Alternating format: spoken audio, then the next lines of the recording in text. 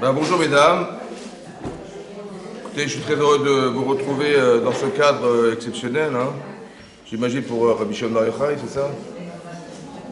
Alors on va essayer de faire un cours, on va essayer de conjuguer la paracha, parce qu'on a pu faire un cours sur la paracha, et Rabbi Shimon Bar Yochai. Dans la paracha de cette semaine, c'est marqué Ki amouch achicha. Lorsque tu verras ton frère dans une déchéance financière, qu'il s'est appauvri, alors il faut Vachai achicha imach, il faut absolument que tu puisses vivre avec lui. Vachai achicha imach. C'est marqué ensuite l'otar de befarer. Si tu emploies quelqu'un qui a eu des difficultés financières et qui a dû travailler chez toi, ne le fais pas travailler befarer. Ça veut dire avec tu vas l'assujettir, tu vas la servir et tu vas même prétexter des fois parce que tu es le patron, tu vas lui demander de faire des choses en fait que tu n'as pas besoin. Tu vas lui dire tiens réchauffe-moi de l'eau, Rachid, je vous rapporte Rachid, hein. Réchauffe-moi de l'eau ou viens va bêcher sous la vigne alors que tu n'as ni besoin qu'il t'apporte de l'eau ni qu'il aille bêcher sous la vigne, ce n'était pas nécessaire. Veyareta melokecha. Et c'est marqué tu craindras Hachem. Et Rachid expliquait tu craindras Hachem, ça veut dire c'est-à-dire qu'il n'en saura rien. Lui, il a vraiment pensé que tu avais besoin de bêcher, tu avais besoin d'aller chercher de l'eau. En fait, tu vas ni avoir besoin de boire, ni avoir besoin de rafraîchir la terre. Non, c'était pas nécessaire, c'est juste pour montrer une imposition, vous comprenez? Mais quelque part, ça se fait pas. Alors, il dit, mais qui va savoir? Il dit, sache qu'Hachem, il sait lire dans le cœur des gens. C'est marqué aussi que s'il est en difficulté, ne lui prête pas de l'argent bénécher, avec des intérêts. Et de nouveau, on nous répète, parce que tu dois craindre Hachem. Yareta melokecha. C'est quoi Necher, en fait?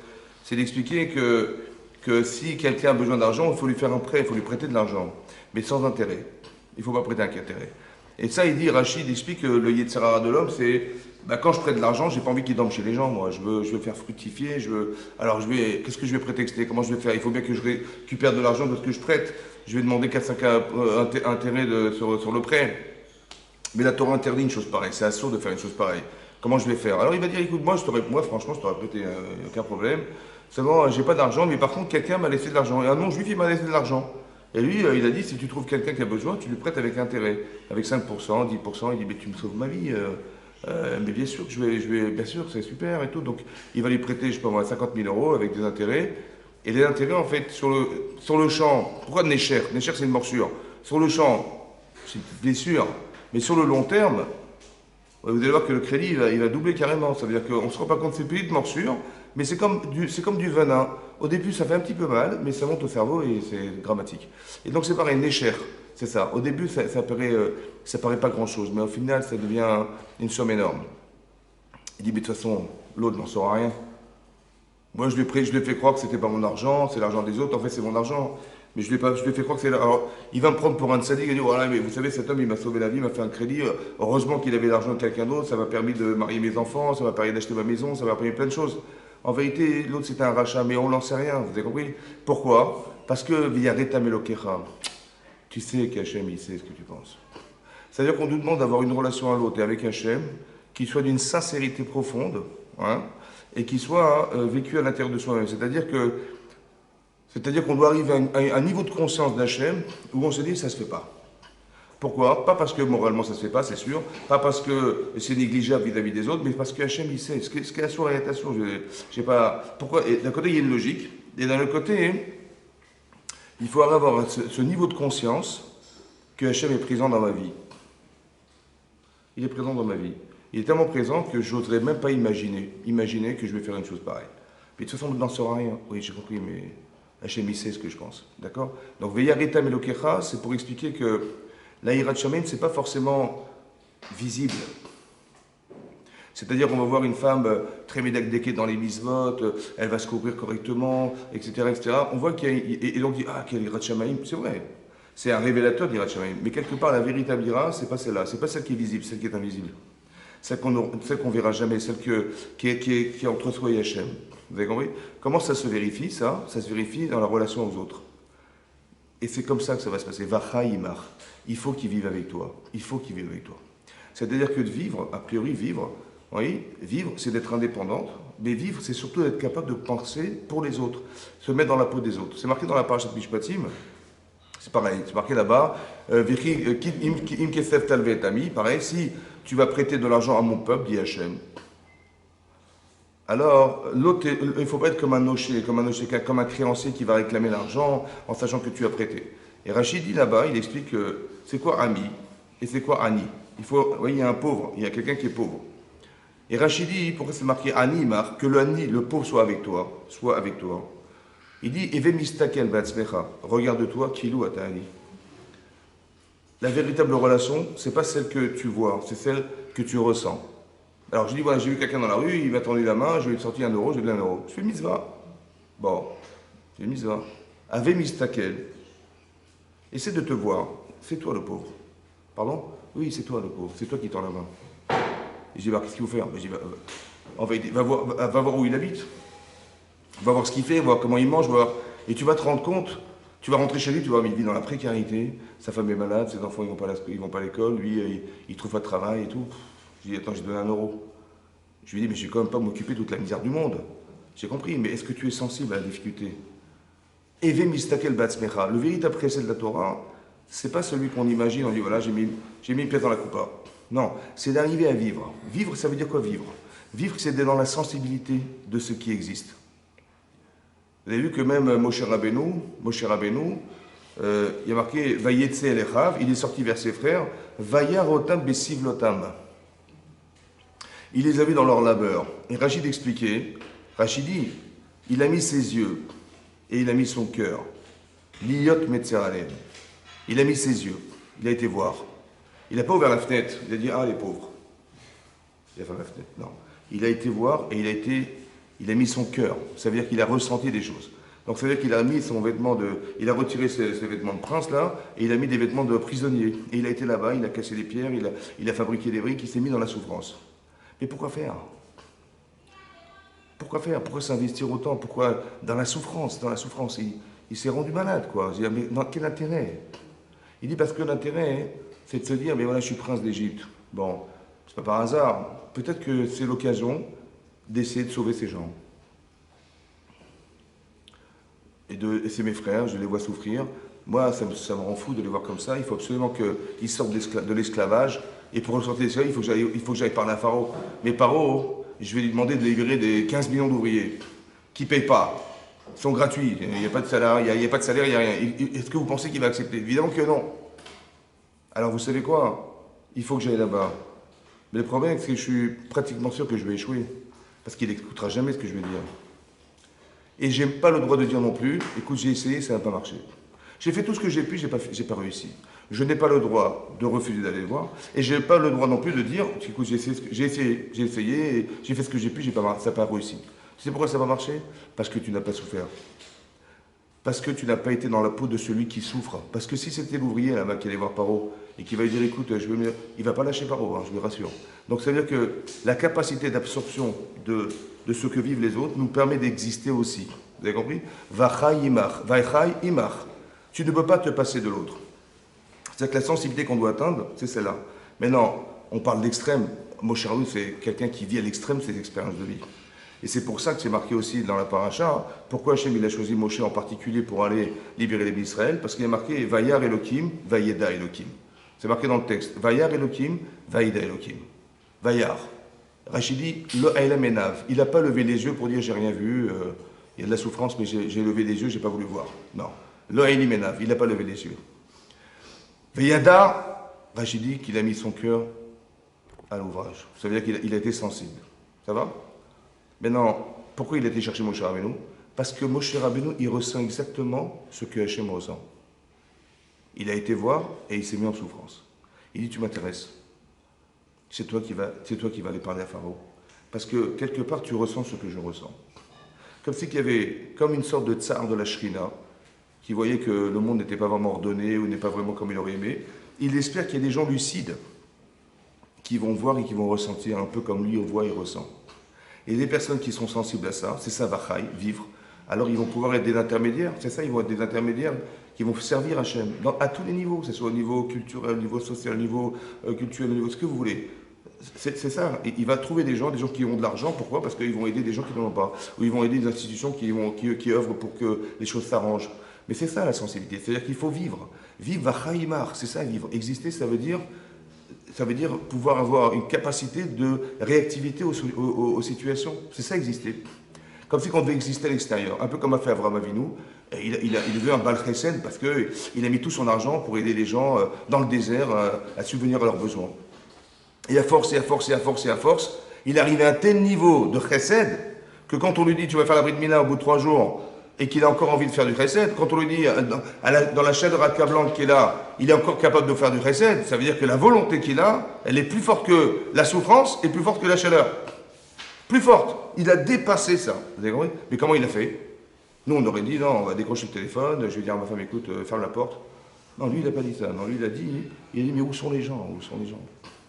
Ça veut dire que ce qu'il a construit toute sa vie était plus fort, en vérité, plus fort que soi-même, plus fort que soi. Et c'est ça, Vachaimar, il faut que tu vives avec les gens. C'est ça. D'un autre côté, c'est marqué Vachaimar, que mon existence, elle dépend des autres.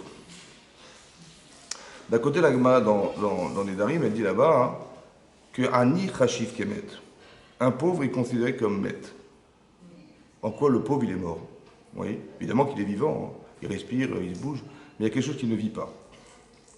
Et le Maharal, il explique là-bas, dans le Gourari, il explique au Maharal, que le fait d'être dépendant des gens,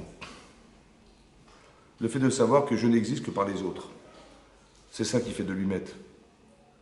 Ça veut dire que, autrement dit, ça veut dire que, comme se dit le Maharal, il dit que la vie, c'est l'indépendance. Oui. Lui, il est oui dépendant des gens. Sa subsistance dépend des autres. Il est obligé de tendre la main pour exister. D'accord? Et ça fait de lui quelqu'un qui n'est pas vivant. Donc, qu'est-ce que c'est vivre? Ben, vivre, c'est l'inverse. C'est d'être indépendante. D'un côté, ça paraît contradictoire. D'un côté, tu me dis, mais il faut être indépendante. Et l'autre, il dit, mais tu ne peux pas vivre sans les autres. Alors, je comprends pas. C'est l'inverse. Vous avez compris, tout se contredit. Parce que d'un côté, vachai, c'est d'exister. Mais exister, ça veut dire quoi? Bah, si tu es insensible à ce qui se passe autour de toi, tu es insensible dans ta vie de couple, tu es insensible avec tes enfants, tu es insensible avec les gens, tu es insensible. C'est pas possible. Donc, tu vis dans un cocon dans lequel tu n'existes pas, forcément, tu n'existes pas.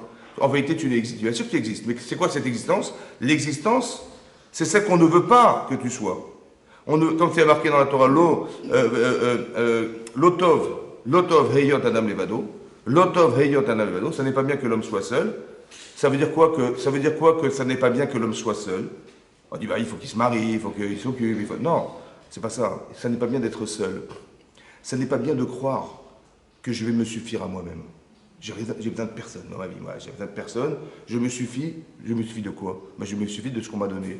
On t'a donné une intelligence, une sensibilité, un corps de femme, une sensibilité féminine, du romantisme, ce que tu veux. Ouais, on t'a donné. Voilà, tu es une femme. Ah, je dis, l'otov, ça n'est pas bien de quoi? Ça n'est pas bien de te contenter d'être cette personne. Parce que ce que tu es, c'est ce qu'on t'a donné. C'est pas ça qu'on veut. On veut que tu existes. C'est-à-dire, qu'est-ce que tu vas faire de toi? Qu'est-ce que tu vas faire de toi? Mais dis, pour faire de soi quelqu'un, il faut d'abord se connaître. On est d'accord? Maintenant, quand tu sais qui tu es, fondamentalement, tu dis, je sais qui je suis, je connais à peu près mes limites, je connais ma sensibilité, mon intelligence, je connais. Alors, qu'est-ce que tu vas faire de toi? Dorénavant, c'est ça, l'otov et levado. Donc on voit que d'un côté, ça n'est pas bien d'être seul, et d'un autre côté, donc ça veut dire qu'il faut exister par les autres. Et d'un autre côté, Ani Chashiv Kemet. Je ne comprends pas. Tu dis quelqu'un qui ne peut pas vivre, il est dépendant des gens, il est forcément pas vivant. Et d'un autre côté, je ne peux pas vivre sans les autres. Alors je ne comprends pas. En vérité, l'idée c'est la suivante. Je pense que l'indépendance de l'être, elle passe par la dépendance. Ça veut dire que votre niveau d'indépendance, il dépend du niveau de dépendance que vous avez de ceux qui sont des formateurs. Vous avez compris? Vous avez eu des parents qui vous ont formé. Sans parents, vous n'auriez pas de repères. Vous avez eu des maîtres, vous avez eu des professeurs, vous avez des rabbinis, vous avez tout ça. D'accord?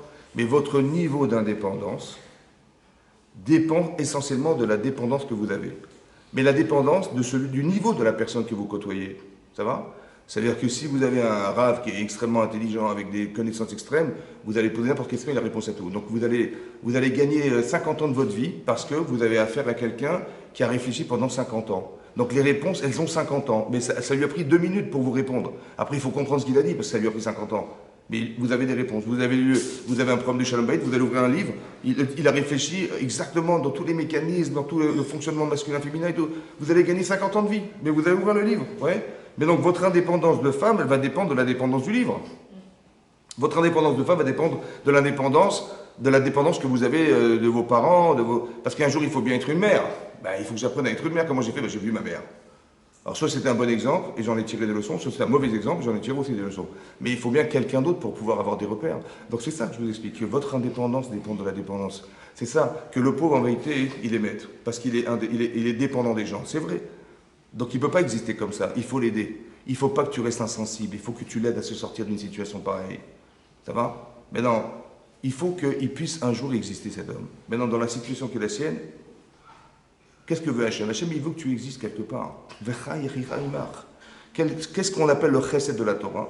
C'est comme ça. Le chesed de la Torah, c'est Eve mistakel ba'atzmecha.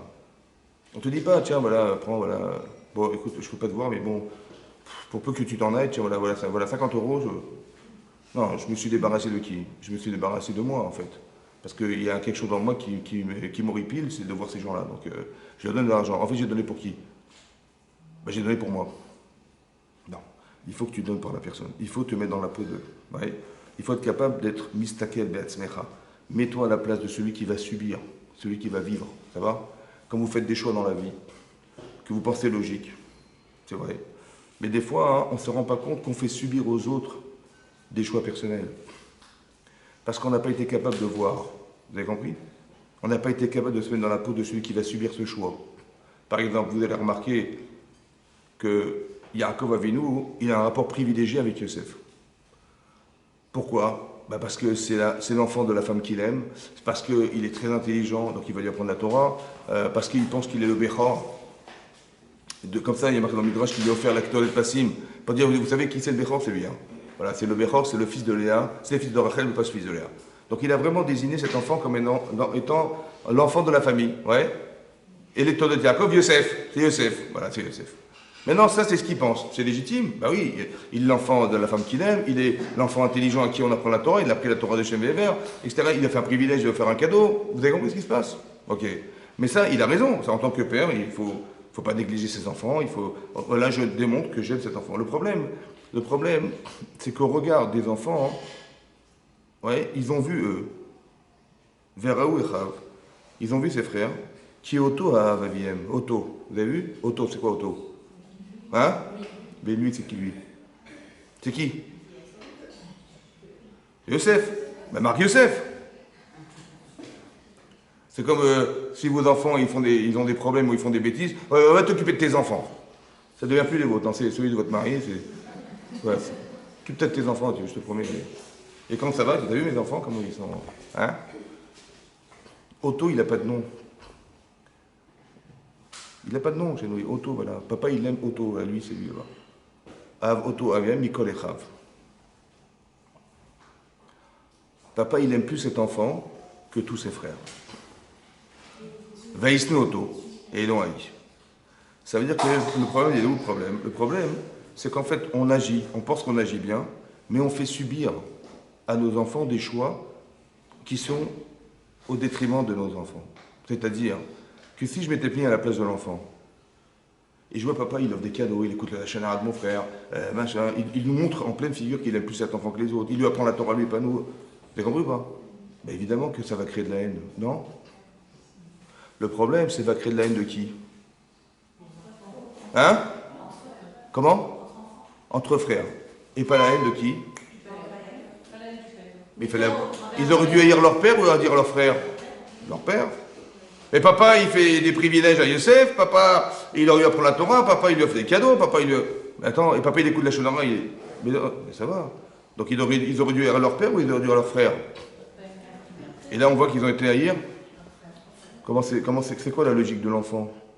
Celui qui subit, en vérité, il va haïr celui qui lui ressemble. Mais pourquoi?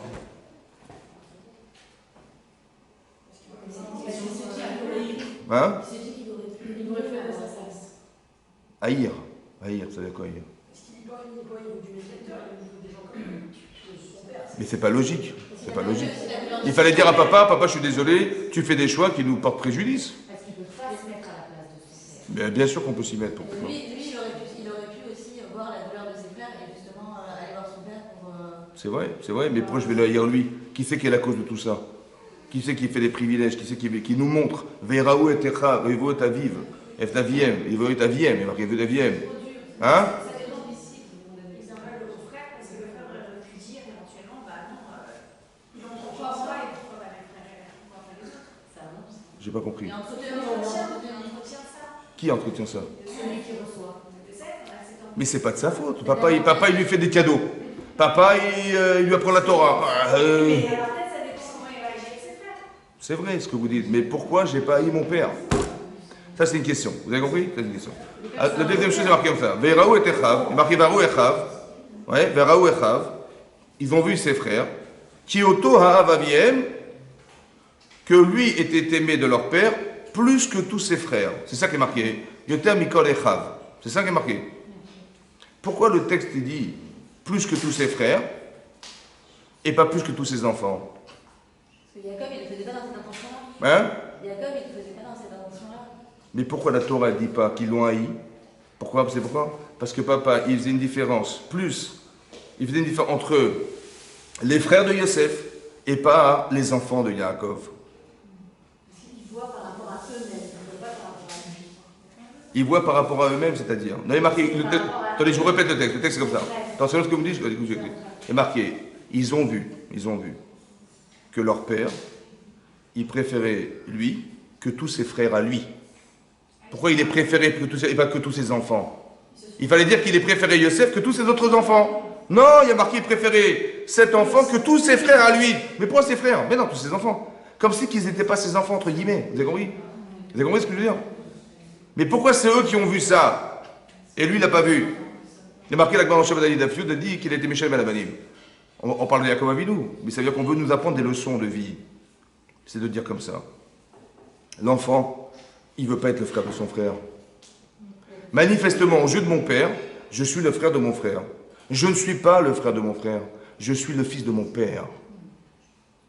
Et manifestement, je ne suis pas le fils de mon père, puisque mon père, il préfère cet enfant que ses autres frères.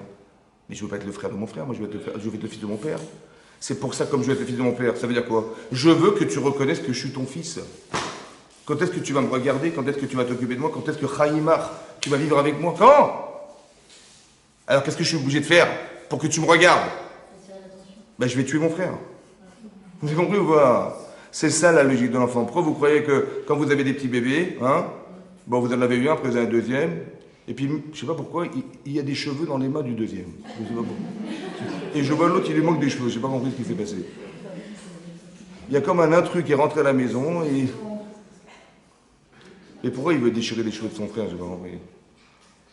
Parce que au départ, j'étais seul avec mon père et ma mère. J'avais ma chambre à moi, j'avais mes jouets à moi, j'avais mes grands-parents à moi, j'avais les bisous à moi, tout était à moi. Il y a un petit garçon, il est venu, une petite fille. Elle est venue, madame l'intrus, elle est venue, on a dû partager la chambre en deux, mais ça va, ouais. Et puis madame, elle prend mes jouets, et puis on s'occupe plus d'elle que de moi, et papy, il lui fait des cadeaux, oh ça va, ouais, et moi alors? Vous avez compris? La réaction, c'est de déchirer les cheveux de son petit frère ou de sa petite sœur. Parce que je veux exister pour toi. Et ça, c'est ce que l'enfant subit. Eve mistakel batzmecha, regarde-toi comme si tu étais l'autre. La véritable relation à l'autre, c'est pas la sienne, c'est la comprendre. Vous avez compris, c'est ça, de me mettre dans la position. Et là, quand j'étais voir le pauvre, je dis, mais purée, mais j'ai donné 1 euro, mais j'ai honte. Il n'a même pas de quoi manger, il n'a pas payé son loyer, machin. Je dis, bon, mais comment je peux pas donner non plus, je peux pas payer, m'occuper des gens. Je dis, oui. Alors, je sais pas, ouvrir une association, sensibiliser les gens à la pauvreté, je sais pas. Mais tu ne peux pas rester indifférent. Vous avez compris, tout ça pourquoi? Parce que quand je l'ai vu dans la rue, j'ai dit, bon, il y a des riches et des pauvres. J'ai mis ma main dans ma poche, j'ai sorti 1 euro, j'ai donné 1 euro. Si tout le monde donnait 1 euro, ça va? Non. Il faut qu'il vive avec toi. C'est très important que vous compreniez ces principes. Ça, c'est le chesed de la Torah. L'otélo qui est noché, il y a marqué, ne sois pas comme un créancier. Rachid dit là-bas, attention. Tu sais qu'il ne peut pas payer. Tu sais qu'il ne peut pas rembourser. Quand tu le vois dans la rue, tu lui fais croire qu'il ne t'a même pas emprunté. Quand tu sais qu'il ne peut pas payer. Si tu sais qu'il fait exprès de ne pas payer, tu dis, attends, mais si tu sais à quoi ça sert d'aller le voir en lui répétant brutalement ce qu'il ne peut pas faire, qu'est-ce que tu vas entraîner? L'archouma. Tu vas lui faire la honte. Qu'est-ce que tu as gagné? Ben, je dis, moi, il va se bouger, mais il ne peut pas. Tu vois? Donc qu'est-ce que j'ai gagné? J'ai gagné que je lui ai fait la honte. C'est que la mitzvah que j'ai faite, en fait, elle s'est retournée contre moi. Vous avez compris ou pas? De la même manière que c'est assourd de prêter de l'argent avec rébit. C'est assourd de prêter de l'argent avec rébit, avec des intérêts. Pourquoi c'est assourd? Pourquoi c'est assourd? Ben attendez, j'ai de l'argent qui dort chez eux. Et pourquoi tu vas entretenir mon peuple, dit Hachem? In kesef tavé et ami. Tu donnes pas de l'argent à un individu, tu donnes de l'argent à mon peuple, dit Hachem. C'est quoi mon peuple? Comme si je devais m'imaginer que, en vérité, c'est Hachem qui aurait dû le faire, pourquoi c'est moi qui vais faire? C'est Hachem qui aurait dû lui trouver du travail, c'est Hachem qui aurait dû faire en sorte qu'il trouve de l'argent. Pourquoi je vais moi-même faire? Il dit parce que j'aurais tellement aimé que tu deviennes un Baal Chesed. Alors, lui, il doit devenir un pauvre et toi, tu deviendras un riche. Lui, il va gagner, qu'il va te permettre de devenir un Baal Chesed et lui, il va être entretenu par ce Chesed aussi. Ça va? C'est ce que je voulais Hachem. Mais c'est mon peuple. Ça veut dire quoi mon peuple? Ça veut dire que tu vas le faire comme si c'était moi. Et si c'était moi, j'aurais pensé de façon objective, j'aurais pensé avec plus de sensibilité, avec plus de... C'est mon peuple que tu prêtes. Donc si c'est mon peuple, il faut faire attention de ne pas faire bisaïon à mon peuple. Voilà. Ne le mets pas dans une situation pire que ce qu'elle était au départ. Il est déjà pauvre, dans une déchéance morale, et machin, et tu lui rajoutes encore que tu lui donnes l'argent, tu vas encore l'écraser, tu vois, psychiquement l'écraser, non, c'est pas ça. Je dis oui, mais j'ai besoin de cet argent, je suis désolé, je sais pas si... Mais il ne peut pas faire autrement, de toute façon. Quand tu sais qu'il ne peut pas faire autrement, ça ne sert à rien. Tu dois lui montrer, dit Rashi, qu'il ou l'Oivata, tu ne lui as pas prêté d'argent. Ce chesed extraordinaire qu'on peut avoir dans la Torah, qui est celui-là. C'est la capacité émotionnelle qu'on devrait avoir pour nous, justement, faire une vraie mitzvah et pas une fausse mitzvah. Pas que tu vas regretter pardonner finalement parce que cet argent, finalement, tu as l'impression qu'il ne va jamais revenir. C'est comme ce Yetzirah qui va faire qu'on va te faire regretter ce que tu as fait d'extraordinaire. Ne regrette pas ce que tu fais. De toute façon, ça ne servira à rien. Sois intelligente, mets-toi à sa place. De toute façon, il ne peut pas payer. Alors, essaie d'être... pas de le voir, parce que quand il va te voir, il va changer de trottoir, c'est sûr. Hein. Tu dis, non, mais qu'est-ce qu'il y a? Non, il n'y a pas de problème, voilà, je suis là. Vous avez compris?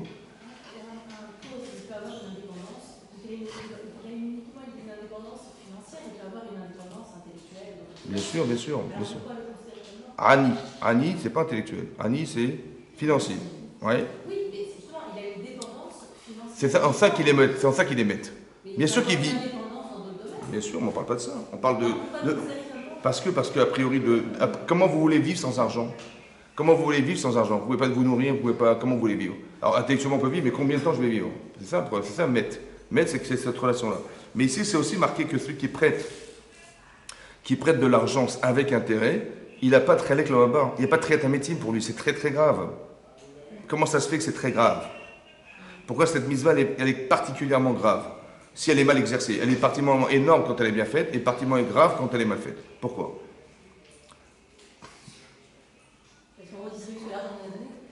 Grave, c'est très grave. C'est très grave. Pourquoi? Comme si il y avait une forme d'égoïsme. Je vous explique. Si vous prêtez de l'argent sans intérêt, vous avez fait la mitzvah. Mais pourquoi, si j'ai prêté avec intérêt, tout à coup, c'est plus de la mitzvah? Parce que du coup, ça devient mon intérêt de prêter, puisque je vais récupérer quelque chose. J'ai prêté 10 000, je récupère 12 000. En vérité, j'ai fait une mitzvah ou je suis un banquier? Je suis un banquier. En vérité, j'ai désacralisé le sens de la mitzvah. Je l'ai rendu chol. Vous avez compris? C'est ça le problème. Mais comment je l'ai rendu chol? Parce que je l'ai fait dans l'intérêt de soutirer quelque chose. Vous voyez? Ça va? Quand tu fais une mitzvah, il ne faut pas que quand on dit faire l'Echem Shamaïm, ça veut dire sans intérêt personnel. L'intérêt, c'est la mitzvah. C'est ça. Mais ne va pas tirer profit de la... Tu ne vas pas entamer dans la mitzvah quelque chose qui va t'amener à... Oui? Avec ça, on va comprendre une chose très importante. Regardez. Dans Parashat Vaïgash, c'est marqué là-bas que lorsque Youssef il s'est révélé à ses frères, hein, il a dit à ses frères, allez chercher Yaakov Avinu, notre père, qui vient en Misraïm. Et dites-lui que je suis vivant, etc. C'est ce qui s'est passé. Donc Yaakov, il a accepté de venir en Mitzrayim. Et lorsqu'il a su Yosef, que son père arrivait, c'est marqué dans le texte, Vayesor, Yosef Merkavto. Il a lui-même préparé, le roi d'Égypte, préparé sa monture. Pour dire qu'il était tellement misdarez, il voulait tellement faire la mitzvah, qu'il n'a pas attendu qu'on lui prépare son cheval, il a préparé son char lui-même. Ça va? Vayesor, Yosef Merkavto. Le Krataviv. Il est sorti en direction de son père. Vayera Elav. Il lui est apparu. Vayipol al Savarav. Il est tombé sur le commun. Vayev qu'il a pleuré. Voilà ce qui est marqué dans le texte. Rachid dit là-bas, Vayera Elav, il lui est apparu. Rachid dit, Yosef, Nira Elaviv. C'est Yosef qui est apparu à son père. Comme c'est qu'on aurait pu se tromper en imaginant que c'était Yaakov qui apparaît à son fils. Mais le sujet de la phrase, c'est qui le sujet? Vayesor Yosef Merkavto. Yosef, il a préparé sa monture. Il a été en direction de son père. Et il s'est montré à lui. Ben évidemment, c'était Yosef. Pourquoi Rachid a besoin de préciser que c'était Yosef? Ça, c'est une chose à comprendre. Deuxième chose à comprendre, c'est que Rachid dit, au nom des Chazal, que qu'est-ce que faisait Yaakov quand il était de marbre? Il a vu son fils arriver, et il n'a pas embrassé son fils. Marqué Vaïev, il a sauté au cou de son père et il a embrassé son père. Quoi, son père était de marbre? On veut dire qu'ils se sont embrassés, comme Yosef quand il rencontre Binyamin, ils se sont enlacés, n'est-ce pas? Là, on ne parle pas de Yaakov. Rachid dit, vous savez pourquoi? Parce qu'il faisait Kriyat Shema. Il s'est mal tombé, c'était l'heure du Kriyat Shema, il voit son fils arriver. Vous savez quoi, il faisait Kriyat Shema? Il n'était pas sûr que Yosef il était resté au bel Hachem. Quel rapport avec Kriyat Shema? Non, il voulait d'abord donner priorité à Hachem pour dire Hachem, j'accepte. Je donne pas priorité au retrouvailles de mon fils, mais je reste en priorité avec la Oulad Hachem. Mais comment ça se réfléchit, ça? C'est ça qu'il faut comprendre. Comment ça se réfléchit? Vous avez raison. Comment ça se réfléchit? Pourquoi il allait mourir? Pourquoi? Par Le choc. le choc émotionnel. Et alors? Ah, Kriyat Shema. Parce que. J'avais pas compris, ouais. Heureusement qu'il n'a pas fait Kaddish. Heureusement qu'il n'a pas fait Kaddish.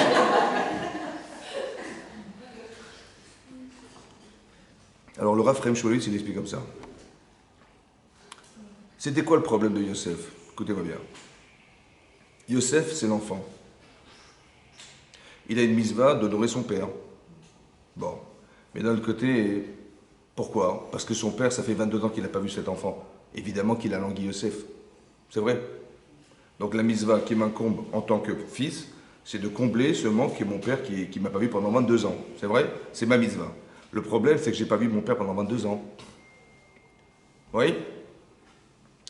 Et quand je vais voir mon père, je vais combler cette jouissance que de ne pas l'avoir vu pendant 22 ans. Est-ce que quand je vais faire la misva de Kibbutz Avim, je ne vais pas entamer dans la misva et que je vais récupérer l'intérêt que j'ai devant mon père?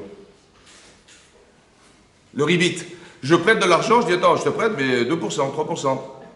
Donc je désacralise le sens de la misva. Est-ce que quelque part, quand je fais Kibbutz Avim, attention, quand je dis mais mon plaisir c'est que mon père me regarde, mon père me voit, c'est ça ma mitzvah. Mais moi je vais voir mon père aussi. Et quand je vais le voir, je vais voir ce que j'avais langui pendant 22 ans et je vais combler ce manque que j'avais, non? C'est ça ou pas? Mais est-ce que je ne vais pas entamer dans la mitzvah qui m'incombe, moi en tant qu'enfant de respecter mon père au détriment de ce que je vais récupérer? Alors vous savez qu'il y a marqué dans Rashi, il y a marqué Yosef Nira El Aviv. Yosef, il est apparu à son père. Ça veut dire qu'il est apparu à son père. Il était capable de maîtriser son désir de le voir pour ne pas entamer dans la mitzvah qu'il avait de se montrer. Vous avez compris? Non? Alors je vais vous dire en arabe. Il avait envie de voir son père ou pas?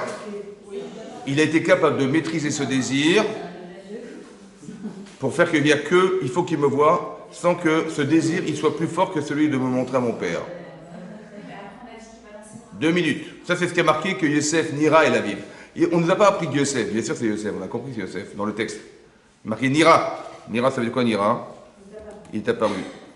Apparu, ça veut dire qu'il l'a vu, mais ce qu'il a montré, c'est l'apparence que son père il a retrouvée, mais pas le désir qu'il avait de le voir. Vous avez compris? Pour ne pas entamer dans la mitzvah. Ça, c'est Yosef.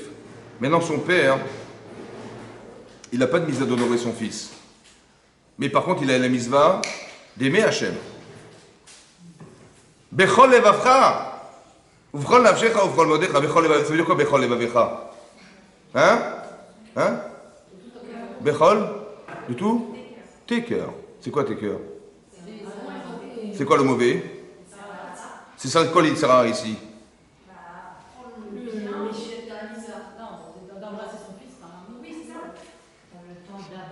Il a fait Bechol Evavecha, mais c'est très compliqué de faire Bechol Evavecha. D'utiliser son Yitzhara et Tova, comment je vais faire? Alors il a compris, il a vu son fils arriver, il a dit, vous voyez comment il réfléchit la mitzvah. Hein. Il a dit, mais bien sûr que je vais sauter dessus. Je dis, mais non, c'est l'occasion de montrer à Hachem que je l'aime de tous mes cœurs. Alors je vais faire Kriyat Shema en le voyant arriver. Vous avez compris ou pas? Parce que si je l'embrasse, j'aurais entamé dans la mitzvah d'aimer Hachem, et je ne veux pas l'entamer dans cette mitzvah. Alors je vais profiter de l'occasion qu'il arrive, mon fils, que je n'ai pas eu pendant 22 ans, pour arriver à mettre tout mon cœur, bien sûr mon Yetzeratov, mais mon Yetzera aussi, parce que mon Yetzera dit, ben, saute le coup. Non, je vais lutter. Parce que ça va entamer dans l'amour d'Hachem. C'est ça qu'il a pensé. Bien sûr que ce n'est pas Yetzera dans le mauvais sens, mais dans la finesse du Yetzer. C'est-à-dire que, ça veut dire que comme le prêt, tu dis, mais il va dormir chez lui l'argent, mais pourquoi je vais dormir chez lui? Je vais profiter, attends, et moi j'aurais pu investir ailleurs.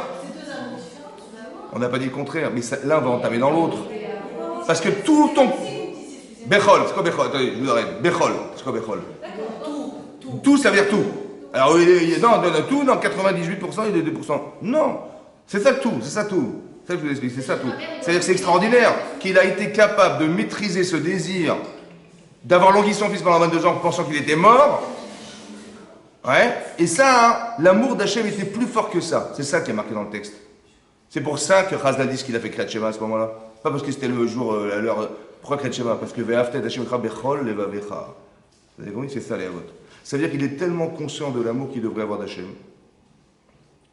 qu'il a profité de l'occasion de le faire. Et c'est même peut-être pire que ça, écoutez-moi bien. C'est possible qu'Hachem il ait fait exprès. Hein? Pour qu'il arrive à cette... C'est pas une scène, c'est pour qu'il arrive à cette madriga. Mais bien sûr qu'on est loin, mais c'est bon. Ça décourage. Alors, non, c'est pas... Alors vous avez raison, vous avez raison. Non, l'intérêt, c'est d'expliquer. Voilà de qui vous descendez. Attendez, je vous explique ce que vous avez raison. Non, mais savoir que de qui vous descendez. Vous défendez Abraham, c'est qui Abraham, c'est Yaakov? Ben c'est ça, Yaakov Avinu. Vous avez quoi? Ben oui, ça veut dire que vous avez un srout énormissime d'être descendant de toi. Mais non, c'est pourquoi on est de quoi? C'est pour nous expliquer. Pour nous expliquer jusqu'où on peut arriver.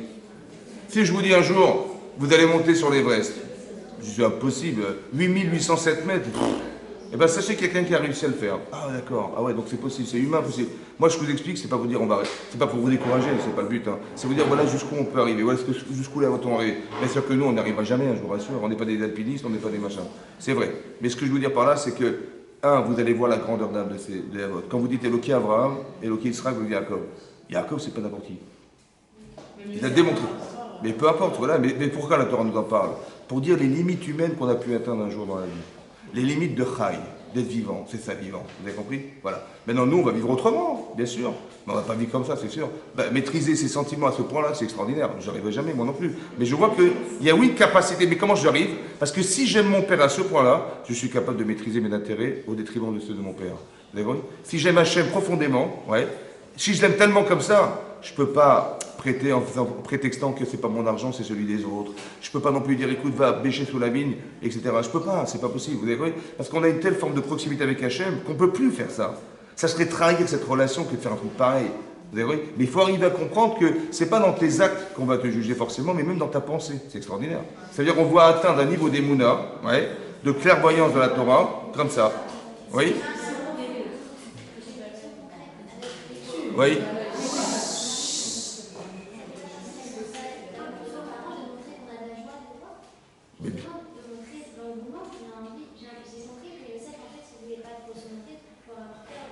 Pour être sûr, la mitzvah de Kibud Avaim, je vous explique. Il y a deux sentiments contradictoires. Un, ma mitzvah, c'est d'honorer mes parents. D'un autre côté, c'est un peu égoïste de jouir de cette relation. Un petit peu, je vous dis, un petit peu, pour que vous compreniez. Et donc, c'est ça qu'il a eu peur, Yosef. Il voulait faire les Shem Shamaim. Ça veut dire qu'il ne voulait pas mêler ses sentiments à ceux de... Quand vous dites, je fais une mitzvah quelconque. Mais dès que je mêle mes sentiments, on n'est plus dans l'Ishma. Mais c'est ça que je sais pas. Mais le sentiment, c'est la caméra que vous mettez dedans. Le sentiment que vous mettez. Quand le type il dit je te prête de l'argent, écoute, je t'ai prêté 10 000 €, sois content, mais donne-moi 12 000. T'es content, tu vas marier tes enfants avec, t'es content ou pas? Bien sûr, je suis content. C'est pas ça la mitzvah. Vous avez compris ce que je veux dire? Parce que j'ai mêlé mes intérêts personnels dans la gdoucha. Mais c'est pas, il faut pas mêler. Il faut pas mêler, sinon c'est plus une mitzvah. Mitzvah, c'est quoi mitzvah? Avec Hachem. Non, c'est lui et moi. Ouais, il faut pas con. De joie, c'est pas. De joie de quoi? Pas de joie, c'est autre chose, la joie. Pas ça. L'intérêt, c'est pas pareil que la joie. L'intérêt. J'ai gagné quelque chose. Ouais, j'ai gagné. Voilà. Voilà. C'est comme j'ai dit, j'ai payé les entraînements de mon gardien, j'ai gagné que quoi, que si demain j'ai un service, il va me rendre service, il va me rendre service. Vous avez compris? Je lui ai donné un cadeau, j'ai donné des traînes, et je sais qu'il va me rendre service. Il risquait d'avoir, de tirer un intérêt dans la relation qu'il avait parentale avec sa mitzvah qui lui incombait à lui qu'à lui. Vous avez compris? Qu'est-ce que veut mon père? Mon père, il veut me voir. C'est tout ce qu'il veut, mon père. Alors je vais me montrer à lui. Vous avez compris? C'est ça qu'il y a Rachid dit. Va ira et lave. Mais pas plus, je ne veux pas rentrer dans plus que ça. Parce que dès l'instant où je tire profit, j'entame dans la mitzvah. Je désacralise la relation. Parce que c'est pour moi, c'est comme si vous aviez une relation réflexive avec la chose. Vous avez compris? Réflexive. Par exemple, je vous explique. Quand vous faites, si vous faites une mitzvah qui vous paraît logique. Oui? Par exemple, vous ne volez pas. Bon. Mais si vous ne volez pas, vous avez fait une mitzvah ou pas? Très bien. Mais je n'ai pas volé, c'est pas parce que c'est Hachem qui m'a demandé, hein, c'est parce que moi je suis porté de voler. Ça va? Est-ce que j'ai fait une mitzvah? J'en sais rien. Parce que c'est ce que je pense. C'est ça qui est compliqué. Lorsque les choses correspondent à ce que vous pensez, est-ce que vous l'avez fait parce que vous pensez ou parce que c'est mitzvah? On peut dire qu'Hachem Sivanou, on peut dire Hachem qui est mitzvah des Sivanou? Non! Ben, même si pas de Sivanou, j'aurais pas fait de toute façon. Vous avez compris? Quand c'est contre mes intérêts, alors je comprends. Mais quand c'est quelque chose que de toute façon, je n'aurais jamais fait de ma vie. Je ne sais pas si je l'ai fait parce que c'est la mitzvah ou parce que je le ressens comme ça, c'est ma vie. Mais le problème, c'est que c'est moi. Est-ce que ça va au là-bas, ça? Est-ce que ça va atteindre l'infini? Pas sûr. L'infini, c'est moi. Ouais. Mais oui, ouais. Très bien. Oh. L'intérêt, Hachem ne veut pas qu'on ait un intérêt financier, à cause de ça, en parallèle avec l'intérêt dans l'amour qu'on peut avoir dans une relation. C'est ça? Pas l'amour, je dis pas l'amour, non, j'ai dit l'intérêt. Ça veut dire que je tire profit de ce que je vais faire. Tirer profit, ça peut se traduire de multiples manières qui soient. Par exemple, il y a des gens qui pensent qu'ils ont des enfants pour être une mère de famille. Voilà. Et je vous montre le carnet de santé, le livre livré, voilà, je suis mère, voilà. C'est ça le but c'est quoi? C'est d'être mère? C'est de dire c'est des enfants donc je suis une maman, c'est ça? Dans l'intérêt d'avoir des enfants, c'est ça? C'est ça? Non! Et plus je pense que je suis une mère, je me dis, ah non, respectez votre mère, hein? Et je vais m'énerver contre mes enfants, machin, mais ils ne respectent pas leur mère. Mais non, il faut que tu te fasses respecter. Il faut se faire respecter. Donc comment? Ben, il faut que je leur apporte quelque chose qui va justifier le respect qu'ils me doivent. Donc c'est l'inverse. C'est pas que je vais l'imposer, au contraire. Je vais leur donner le désir de me respecter. Je vais leur montrer qu'est-ce que c'est qu'une maman, je vais leur montrer combien je les aime, je vais leur montrer combien je suis attentif, combien je deviens une confidente, Ah, ma mère, elle est superbe. Donc je vais pas créer cette relation parce que je vais pas désacraliser cette relation avec ma mère parce que je l'aime. Vous avez compris? Mais c'est nous qui proposons. C'est nous qui proposons d'être respectés. On n'est pas dans l'imposition du respect. Tu dis, il y a marqué la Torah qui va t'avirer, alors, oh, tu veux que je te montre pas ce pouvoir? Non, c'est pas comme ça que ça marche. Vous avez compris? Il faut être capable de se faire respecter. Ouais. De permettre de faire. Est-ce que vous êtes d'accord avec le fait que quand on. Est-ce que c'est ça ou pas? Quand on aime l'autre de la que ce soit vis-à-vis de n'importe Très bien. Qui, même de son conjoint, Très bien. on l'aime pour lui-même, mais c'est pas un outil pour nous de servir Hachem. Si, bien sûr que ça suffit, bien sûr que c'est un outil. Ah bon? Évidemment. Oui, Évidemment. moi j'avais appris une fois qu'il fallait. Alors je vais vous expliquer. Attendez, je vais vous expliquer un truc. Attends, entre nous. C'est marqué dans la Torah, c'est marqué dans Kriyat Shema, Ve'aftet Hashem Elokecha. Bechol levavcha, ufchol nafshecha, ufchol modecha. Ça veut dire d'aimer. Non, écoutez-moi bien, je m'énerve. Bechol levavcha. Ça veut dire il n'y a pas de Yetzirah, un truc de dingue. Bechol nafshecha. Quelqu'un nous dit, où tu fais Avodah ou je te tue, il préfère de mourir. Ça veut dire il faut l'aimer, plus fort que sa vie. Oui? Bon, vous le connaissez Hachem? Vous l'avez invité Shabbat? Non, oui. C'est dur d'aimer ce qu'on ne voit pas. Alors comment vous allez faire? Je vais aimer les autres, Razak. Si vous savez aimer, vous pourrez l'aimer. Parce que, mais écoutez-moi bien, on passe toujours par intermédiaire. Ça veut dire que... Les autres, ils vont se considérer, ça va les... Attendez, essayez de comprendre, essayez de comprendre. Vous allez d'abord aimer vos parents. Vous allez aimer votre mari, vos enfants, vos amis. Il y a un éventail de ce qui s'appelle aimer. Ça va? Parce que j'aime pas mes enfants comme j'aime mes voisins. Non. J'aime pas mes enfants comme j'aime mes parents. Tout c'est différencié. Mais il y a un éventail large. Mais puisque je sais aimer, je peux aimer. Et je peux dire, si déjà je sais pourquoi j'aime ma femme, je sais pourquoi j'aime mes enfants, pourquoi j'aime mon mari, je sais. Parce qu'il est comme ça, comme ça, comme ça. Mais si tu es capable de déterminer ce que tu aimes chez la personne, alors a fortiori Hachem.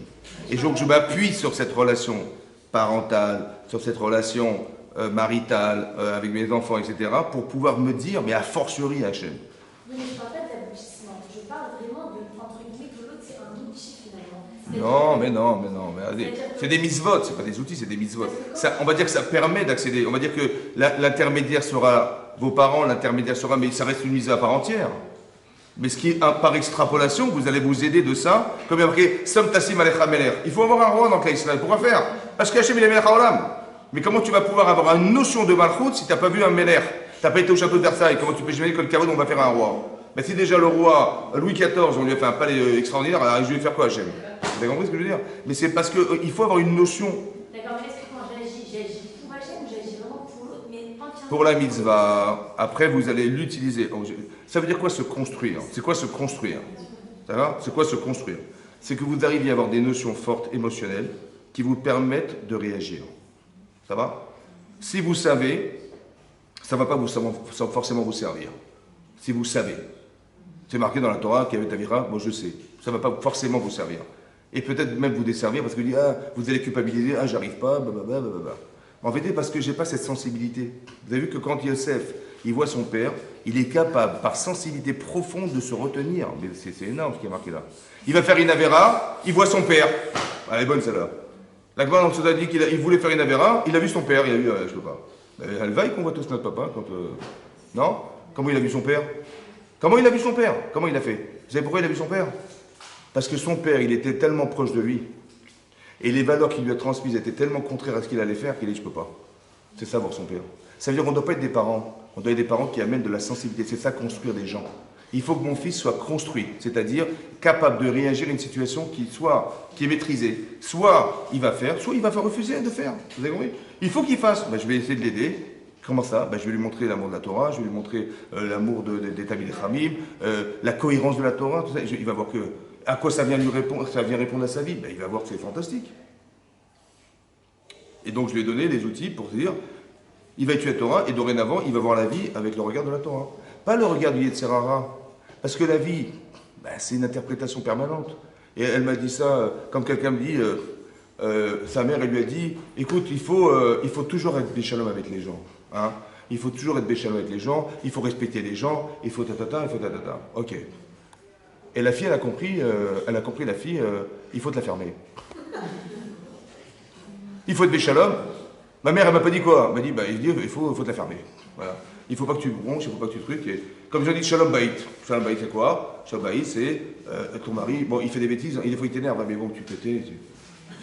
Il m'a dit, il faut allumer les veilleuses Shabbat parce qu'il faut la mettre en veilleuse Shabbat. Est-ce que c'est ça le Shalom Baït? Hein? Tu es un gens qui. Combien je m'en cassais? Combien je vais souffrir? Non. Il dit, moi j'ai cru Shalom, ça veut dire tais-toi. Fais le Shalom. Non, il ne faut pas faire d'histoire. Mais qui est-ce qui va. Un, le monde n'évolue pas, et deux, tu vas souffrir. C'est pas ça le Shalom. C'est pas ça le Shalom. Le Shalom, c'est remettre de l'ordre dans un désordre. Osé Shalom, Bimromav. Hachem, il fait ça dans le ciel. Ça veut dire qu'il y a eu un désordre qui s'est fait par des avérotes. Et Hachem, il va remettre de l'ordre dans le désordre. Vous avez compris? C'est ça le Shalom. La guerre, on dit les agents de l'ordre. Ouais, les agents de l'ordre. Les policiers, les agents de l'ordre. Oui, parce qu'il y a du désordre. Ouais, il y a quelqu'un qui en conflit quelqu'un. On va remettre de l'ordre. C'est quoi remettre de l'ordre? C'est de déterminer. S'il y a une guerre, on va redéterminer des territoires. C'est ça? Ouais, avec des frontières. Et puisqu'il y a de l'ordre, il y a la paix. Mais la paix n'est que l'extrapolation de l'ordre. Vous avez compris? Donc je mets de l'ordre. Je mets de l'ordre dans la tête de mes enfants. Je mets de l'ordre dans la tête de machin. Je mets de l'ordre. Ouais, on sait bien qu'on n'est pas forcément fait pour vivre avec un homme. Il y a un désordre obligatoire. Parce que ce que je veux, il ne veut pas. Ce que je pense, il ne pense pas. Alors comment je vais faire? Il faut que je mette de l'ordre. C'est quoi mettre de l'ordre? C'est comprendre fondamentalement quelle est la nature de mon mari. Quelle est ma nature? Et là que j'ai compris la nature, je dis oui, c'est logique parce qu'il est viril, parce qu'il se prend pour je sais pas quoi, parce qu'il a envie de montrer qu'il est fort, parce que je sais pas quoi, il est fier de lui. C'est ça la nature des garçons. Donc je sais que mon mari est comme ça. Donc je vais m'adapter à cette nature et je vais faire en sorte que je vais l'aider malgré entre guillemets cet handicap qui met un handicap. Mais je m'adapte, je mets de l'ordre. Vous avez compris? C'est ça le shalom. Et pas de se taire. Donc qu'est-ce que je veux dire par là? C'est que l'interprétation que j'ai faite du message de ma maman a fait que j'ai cru que ça veut dire. Elle m'a dit fais du shalom. Mais toute la vie, c'est des interprétations. Tout ce que vous voyez, vous l'interprétez. Et donc le problème de l'interprétation, c'est que est-ce que c'est juste ou est-ce que c'est mon Yetzer Hara qui m'a fait croire ou c'est mon Yetzer Hara qui m'a fait croire? Mais sans la Torah, comment vous voulez voir? Comment on peut interpréter de façon cohérente si on n'a pas des valeurs, des connaissances et deux, des valeurs qui correspondent à la connaissance? Comment on fait? Hein? Vous avez réussi à faire. Voilà. Exactement. C'est pour ça que je voulais vous parler de Rabbi Shimon Bar Yochai. Rabbi Shimon Bar Yochai. Juste une petite parenthèse. Vous savez, dans la parachate noire, c'est marqué là-bas, hein, que Hachem, il a décidé, après le déluge, il a dit, je ne ferai plus de déluge, ouais, et dorénavant, lorsque, entre guillemets, je serai fâché, vous verrez l'arc-en-ciel. Ça va? Et là-bas, il y a marqué les dorotes, dans les générations à venir. Les dorotes dans les générations à venir. Et là-bas, Rachid dit, il n'est pas marqué dorotes, il est marqué darat, il n'y a pas de vav. Il dit pourquoi? Parce que dorotes, c'est un pluriel. Il dit, il y a deux générations qui n'ont pas vu l'arc-en-ciel. La génération de Chizkiyahu Amelech et la génération de... Ah, excusez-moi.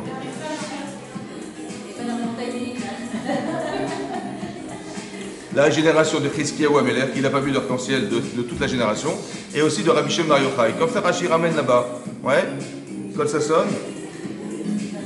Mais non, hein, il n'a pas vu l'arc-en-ciel. Mais non, pourquoi il n'a pas vu l'arc-en-ciel? C'est quoi l'arc-en-ciel? Hein? Comment? C'est quoi l'arc-en-ciel? Pourquoi il n'a pas fait aller faire le tour du pâté de maison? C'est un message. Lequel? C'est pour nous dire qu'il ne redétruira plus jamais le monde et c'est une alerte pour nous chercher pas. Je me suis mal exprimé. C'est quoi? Pourquoi il a choisi l'arc-en-ciel? Pourquoi il n'a pas dit vous verrez des oiseaux voler, c'est bon jeu? Hein? C'est quoi l'arc-en-ciel? De quoi c'est fait? De quoi c'est fait? De quoi c'est fait? Vous savez pourquoi il y a le déluge? Vous savez pourquoi Hachem il est fâché? Vous savez pourquoi? Parce qu'on voit qu'en noir et blanc. Tu dis ça ne correspond pas? Tu dis t'es pauvre? C'est ou t'es blanc ou t'es noir. Vous avez compris? Il n'y a pas de Vachayénar, il n'y a pas de Varimar. Tu rentres pas dans mon milieu, vous avez compris, je fréquente pas ces gens-là, ou on est au-dessus, vous comprenez, Et donc, vous avez compris, en fait, on voit mal, on voit en blanc et en noir. Hachem dit, mais si tu vois blanc et noir, c'est la fin du monde. Il faut que tu sois capable de varier les couleurs, la variation des couleurs. Vous avez compris? La capacité de voir des différences. Et de juger non pas comme tu crois que tout ce qui n'est pas blanc, c'est pas beau. Et non, tu sais, il est peut-être rouge, il est peut-être jaune, il est peut-être vert, il est peut-être machin, tu comprends? Cette capacité de voir la différence. Et bien ça, c'est l'adaptation à la personne. Vous avez vu qu'on est toutes différentes? Donc ça veut dire que tu ne peux pas dire, ouais, il y a une norme. Non, le émet, il est relatif à la personne. Comment dire, il y a des sensibilités différentes. L'autre, il a un vécu qui n'est pas le tien. Pourquoi tu ne fais pas des nuances? Pourquoi tu regardes toujours blanc et noir? Pourquoi? Tu dis, ah, il n'est pas comme moi, elle n'est pas comme moi. Non, mais regarde, essaie d'analyser les différences, les nuances de couleurs. Mais on est tous différents, tous. Donc, pour peu que tu saches différencier les couleurs, et si tu vois noir et blanc, tu te prives de la différence. C'est comme le racisme. Ah, il est jaune, il est vert, il est marron, il est noir. Je ne veux pas de ces gens-là. Ouais, le racisme. Hitler, il a tué des millions de personnes parce qu'ils étaient soit homosexuels, soit ils étaient des gitans, soit ils étaient des juifs, soit ils étaient... Non, il faut être blond aux yeux bleus, je suis désolé. C'est ça la race aryenne. Ouais. Ça s'appelle des bons ariens. Des bons ariens. Ouais, c'est ça, non? Et je sais pas comment... Alors l'autre, il est noir, il ne peut pas vivre, quoi. Ça va? Ça va? Ça veut dire, mais fais des nuances. Ça veut dire, enrichis-toi par la différence et ne détruis pas la différence. C'est ça qu'Hachem veut nous dire. C'est ça l'arc-en-ciel. Vous avez compris? Ça, c'est interdit parce qu'il ne faut pas qu'on puisse le voir. Il faut qu'on le vive. Écoutez-moi bien ce que je vous dis. Il ne faut pas qu'Hachem nous le montre. Il faut qu'on le vive. C'est nous qui devons voir les couleurs différentes dans les gens. Vous avez compris? La relation à l'autre. Vachaïmar, il devient avec toi. Vous avez compris? Avec toi. C'est-à-dire que les nuances de couleurs, tu dois les voir dehors. On n'a pas besoin de te les montrer. Si on te les montre, c'est grave. Il ne faut pas les voir. Justement, c'est pour ça qu'il ne faut pas les voir. Il faut qu'on soit capable de voir et pas qu'on nous montre. Vous avez compris ça? Mais le fait que avec un regard à la française, ça peut aussi être une... Je vous explique la philosophie du truc. Après, si vous l'avez vu, vous l'avez vu. Ça veut dire que quelque part, ça veut dire que si je l'ai vu, peut-être je suis en déphasage par rapport à cette relation-là. C'est ça que ça veut dire. Ça veut dire qu'il était complètement impliqué avec les autres. C'est ça que ça veut dire. Bien sûr. Il n'a pas eu besoin de voir. Il n'a pas eu besoin qu'on lui montre parce qu'il était cet homme. Chazak ou Baruch.